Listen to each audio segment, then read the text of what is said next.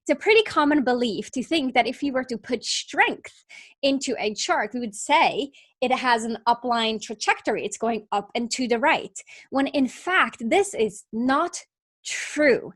The way strengths show up is more like a bell curve, right? So we have underused strength, pretty obvious, right? We're not using our strength enough. And then we have a sweet spot. But then what so many of us forget is that it actually falls back down. If the y-axis was effectiveness, even though I would apply my strength more, I actually get less effective. And this is when we either apply too much of our strength or we apply them at the wrong time.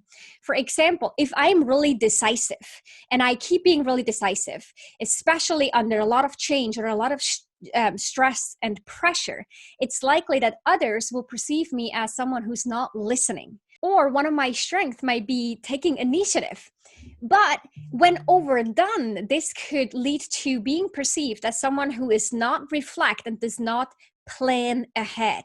So there's clearly a misalignment because we think we're using our strength more and our effectiveness is going up, when for those around us, it actually shows up as a decline in effectiveness because they perceive it now as a weakness.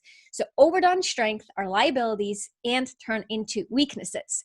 This is really important, especially considering the last 6 months where we had a lot of change and a lot of pressure on many people.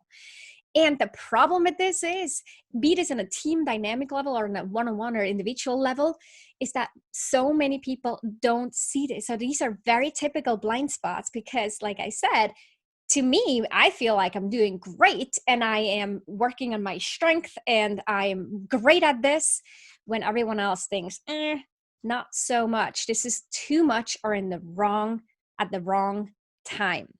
Now, there are two ways to either prevent or mitigate the situation.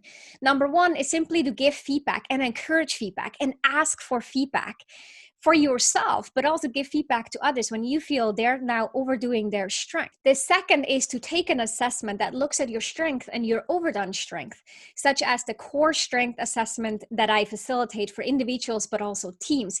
This is highly effective, and I recommend it for anyone who feels like the last 6 months or in general that they may have been pushed a little bit too much or are simply curious of what those blind spots could be for them, because truth is we all have some kind of blind spots, whether we want it or not.